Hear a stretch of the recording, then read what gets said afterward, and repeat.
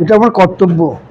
মানুষ যেখানে বিপদে পড়বে, কর্মী যেখানে বিপদে পড়বে, সেখানে আমরা প্রত্যেকে, আমি না, সংঘ পরিবারের যারা থাকবে জানতে পারে, কানে শুনতে এমনি চলে আসবে, তাই এসছি আমরা। কি কাজ করলেন? কাজ ধরুন, এখানে আমাদের শিলিগুড়ি ডিস্ট্রিক্টের আমাদের নতুন কিছু মেম্বার সদস্য তৈরি হলো। অটোমেটিক আমাদের মেম্বার ভেরিফিকেশান চলছে আগামী 15 তারিখ অবধি, সামনের মাসে। তা সেই হিসাবে আমরা সারা বাংলা, কেন সারা ভারতে আমরা মেম্বার সংগ্রহ করছি। বুঝতেই পারছেন আমাদের কাছে কীভাবে মেম্বার আসছে। বাংলায় তো অ্যাকচুয়ালি এখানে তো বামফ্রন্ট চালিয়ে এসছে 34টা বছর, আর এক সরকার সে 15 বছর চালিয়েছে, মানে নাম বলতেও ঘৃণা লাগছে। তা সেখানে আর কত ভালো থাকবে। তার জন্য আমার ডিপার্টমেন্টের কিছু জিএম এরাও এই ধরনের হয়ে গেছে, বামপন্থী টাইপের হয়ে গেছে। কেন বাংলায় হাওয়া খেয়ে তাদের একটু নতুন বাংলায় গঙ্গার জল দিয়ে তাদের শুদ্ধ করতে হবে, এরকম ধরনের জিএমদের শুদ্ধ করতে হবে, যাতে বাংলার নতুন পরিবেশ চলে আসুক। আর এই কর্মীগুলোকেও আজকে শিলিগুড়িতে এসে দেখছি 60% গ্রুপ সি গ্রুপ ডি বাড়িতে অনলাইন অ্যাটেন্ডেন্স করছে। দেখুন, আমি লিস্টটা বের করছি, একটু পরে আমি লিস্টটা বের করছি কে কোথায় আছে। আশা করি বিকালে চলে আসবে ম্যাক্সিমাম। দেখবেন আবার এই যে বাচ্চারা যাওয়ার পরে দেখবেন সব অফিসে 5টা 6টার সময় ঠিক এসে এখানে এসে আজকে সই করবে। কিন্তু বিগত এতদিন ধরে আমি বলছি, কানেই পাত্তা দিচ্ছে না। তাই আজকের দিনে যারা যারা বাড়িতে বসে সই করেছে তাদের হাল কী হয় সেটা দেখতে পারবেন। পারলে সিজিএম জিএম বাঁচাক, কেউ বলতে পারবেন না এই জিনিসটা কেন করছি, বাধ্য হয়ে করছি। আপনি সরকারি টাকা মায়না নেবেন, আবার মোদী সরকারকে গালাগালি দেবেন বাড়িতে বসে। পোস্টও দেখছি বিএসএনএলের যারা নেতা তাদের আমি পোস্টও দেখছি, বাজে বাজে পোস্ট। এই ধরনের যারা পোস্ট করছে এরপরে তাদেরও কপালে হাল হবে। সরকারের থেকে সরকারের পয়সা খাচ্ছ, আবার থার্ড পিআরসি দাও। যতক্ষণ থার্ড পিআরসি, শুনুন, থার্ড পিআরসিতে 0 দেবো, কোনো পার্সেন্টেজ দেবো না। ইচ্ছা হলে নিক, না ইচ্ছা হলে বাড়িতে বসে যাক, দরকার নেই। বিএসএনএলকে রেভিনিউ দিচ্ছে না, পার্মানেন্ট স্টাফ বিএসএনএলের কোনো রকম রেভিনিউ দিচ্ছে না। এরা থাকাচ্ছে তো, এরা বাড়ি চলে যাওয়া আরো ভালো। কেন ইমিডিয়েট আমি বলবো বিএসএনএলে আবার নতুন করে বিহারে আসুক, যাতে সব করা বাড়ি যায়। কারণ এদের বাড়ি যাওয়া দরকার, এদের কাজের যোগ্য নেই। এ চলে যায় 15,000 17,000 18,000 টাকা আমাদের ক্যাজুয়াল লেবারে কাজ করছে। আমি বলবো এদের মাইনাটা আবার বাড়িয়ে দিয়ে হাঁটিয়ে দাও। গ্রুপ সি গ্রুপ ডি দরকার নেই, প্রয়োজন নেই। যেখানে এই শিলিগুড়িতে 5টা লেবার হয়ে যাবে, সেখানে দেখুন কত লেবার কাজ করছে, অন্তত 50-60 জন। কিন্তু এদের অফিসে পাওয়া যাবে না।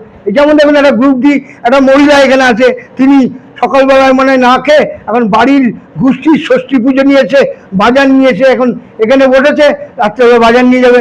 4 ঘন্টা মার্কেটিং করলো, অফিসে থাকে না। কি বলবো? আপনি কি বলতে চাইছেন কি এটা কি দিনের পর দিন ঘুঘুর বাসা তৈরি হয়েছে? মানে কাজ না করে সরকারের কাছ থেকে পয়সা নেওয়া।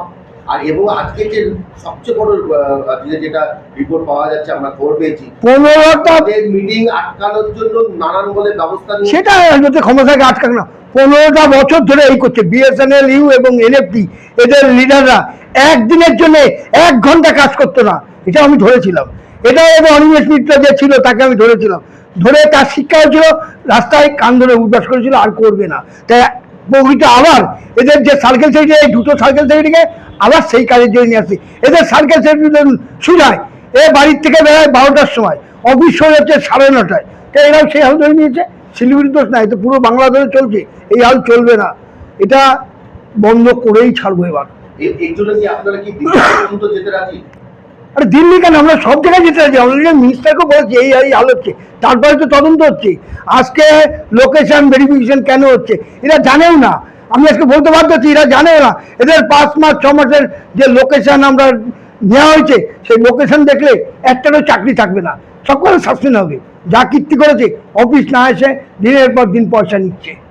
এটা কি শুধু শিলিগুড়ি না? শিলিগুড়ি না, এটা না,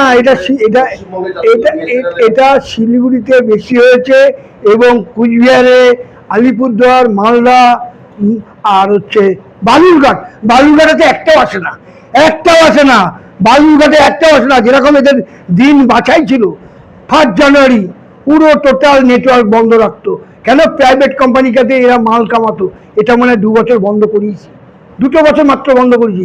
সারাটা জীবন প্রাইভেট কোম্পানি মোবাইল টাওয়ারের কাছে লক্ষ লক্ষ টাকা খেত, এই জিএম অব্দি দায় আছে, সিজিএম অব্দি দায় আছে।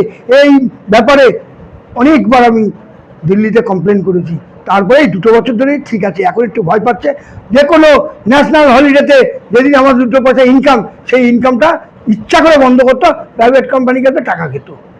এই যে আজকে আপনাদের কাছে প্রচুর পরিমাণে ক্যাজুয়াল থেকে শুরু করে প্রচুর কর্মীরা আপনার কাছে এসে শুধুমাত্র তাদের তাগিদে, অর্থাৎ আগামী প্রজন্মকে কি দেখাবেন সেই দিশা কি আপনি কিছু দেখাতে পারবেন? যার যে বেনিফিট, যেটা পাওয়ার যোগ্য, সেটা তারা পাবেই। হয়তো এতদিন আটকে রেখে দিয়েছে, আটকে রেখে দেয়নি, মানে ক্যাজুয়াল লেবার তাদেরও দোষ ছিল। দোষ কীরকম? ওই বিএসএনএল লিউ ওদের পাল্লা করে করতে হতো, যত আকাম কুকাম এই ক্যাজুয়াল লেবার দিয়ে করাতো, ওই রেগুলার স্টাফ করতে সাহস পেতো না, বুঝেছেন? এদের দিয়ে করাতো, মাঠ ডাঙ্গা গুন্ডামি সব কিছু। এরা বন্ধ করে দিয়েছে এখন। এখন এদের ঘটে যাওয়ার জন্য সব শুকিয়ে যাচ্ছে। এখন এরা জানে যে আমরা আর কোনো ভয় নেই, আমাকে পুলিশের কেস দেবে না, আমাকে গাজার কেস দেবে না, অমুকের কেস দেবে না। এদের তো স্বভাব ছিল না, সেটা এরা বুঝে গেছে। এখন কোনো কেসের আর ভয় পায় না। আপনার নাম? আমার নাম বৈদ্য দে, আজকে BSNL বিটিউল general secretary, West Bengal. Bangla ধুলাই খাবে, বাংলা ধুলাই খাবে আমাদের এই জিএমের ঘরে অপরাধ গ্রুপ ডি আর যতগুলো বছর আছে ফাঁকি মারছে। আজকে 11টা থেকে এখন অব্দি একটা মহিলাকে দেখলাম। আমি চার্ট দেখে আমি জিএমের কাছে কমপ্লেন করব, সিজিএমের কাছে কমপ্লেন করব, দিল্লিতেও কমপ্লেন করব। এবং এই শিলিগুড়ি অফিসে বাড়িতে বসে সই করে মাইনে নেবে ভারত সরকারের, সে হালটা 12টা বাজাচ্ছি। আজকে কতজন এসছে, কতজন কোথায় ছিল, আমি পুরো তার হিসাব চাবো, কেন এই শিলিগুড়িতে চেক করবো। ভাবটা গ্রুপ সি গ্রুপ ডি অনেক কিছু কীর্তন করবে না, হরি কীর্তন। আসুন এবার লাল ঝান্ডা নিয়ে এখানে মিটিং করতে আসুন। যদি জানতে পারি কলকাতা থেকে সার্কেল সেক্রেটারি এসছে এখানে, তার হাল কি করব, যে থাকবে সেও বুঝবে আর এই জিএমও বুঝবে। আর এই জিএমের জন্যে আপাতত শাখা সিঁদুর এনে দিতে হবে, এই জিএমকে পড়াতে হবে। কিন্তু এই জিএম জানে না, আজ 3 বছর আগে অর্ডার হয়ে গেছে, যেখানে বিএমএস এর আমাদের বিএসএনএল এর মিটিং হবে, সেখানে সমস্ত রকম ফ্যাসিলিটি দিতে হবে। এবং বিএসএনএল ইউ বা এনএফটি যদি ইন্ডিয়ান রুম থাকে, সেই ইন্ডিয়ান রুম আজ থেকে বন্ধ হয়ে যাবে। তারা মেরে দিয়ে যাবো, পারলে খোলা। এই জিএম আগে আমাদের রুম দেবে, তারপরে ওখানে রুম খুলবে। আজকে বিএসএনএল ইউ এবং এনএফটি এই দুটো রুম বন্ধ করব। যদি এই বিএসএনএল যত ইন্ডিয়ান থাকে, অফিসার থাকে, অফিসের ভাব থাকুক, একমাত্রই বিএমএস এর লিডার ছাড়া কারুর যাবার ক্ষমতা নেই। 1 নম্বর বলুন, 2 নম্বর বলুন, কদিন আছে? আগস্ট সেপ্টেম্বরে সব শেষ হবে। আগস্ট সেপ্টেম্বরে সব শেষ হবে। 1 নম্বর 2 নম্বর মারতে হবে না। যা করবে 3টে ইউনিয়ন থাকবে, 3টে ইউনিয়ন সমান স্বীকৃতি দিতে হবে। এটা জেনে রেখে দিন ভালো করে। আর লিস্টেড ক্যাজুয়াল এদের কথাই আসছে। আপনারা তো পিএফের টাকা পেয়েছে। এই বিএমএস তো 10 বছরের টাকা আদায় করে দিয়েছিল। কোন আপনার বিএসএনএল নিউ, কোন সিপিএম, কোন তৃণমূল, কে আদায় করে দিয়েছিল বলুন? দিলে তো আমরাই দিয়েছিলাম একমাত্র। একবারও তো আমরা শুনি না। পয়সাটা আপনারা দিয়েছিলেন, 500 টাকা 1000 টাকা করে দিয়েছিলেন, কয়েক লক্ষ টাকা কামিয়ে নিয়েছে। তারা তো করেছে। আপনাদের ভবিষ্যতে বলুন, একসঙ্গে 10 বছরের পিএফের টাকা আদায় করেছি। কিছু না হলেও কেউ 3 লাখ 5 লাখ সবাই পেয়েছে। একটা তো কাজ করে দিয়েছি।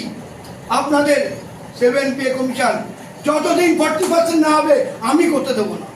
আমি করতে দেবো না যতদিন বিএমএস 40% মেম্বার হোক, সেই দিনে আমি করতে যাবো। সেই দিনে আমি করতে যাবো। 100 জনের ভিতরে 40 জন বিএমএসে আসুক, সেই মাসে আপনারা পেয়ে যাবেন। তারা করতে থাকবেন। থার্ড ক্লাসে হবে না, ভেবেছিলাম করে দেবো। থার্ড ক্লাসে দেবো না। পারলে আদায় করে নিক, দুটো 1 নম্বর 2 নম্বর ইউনিয়ন পারলে আদায় করে নিক।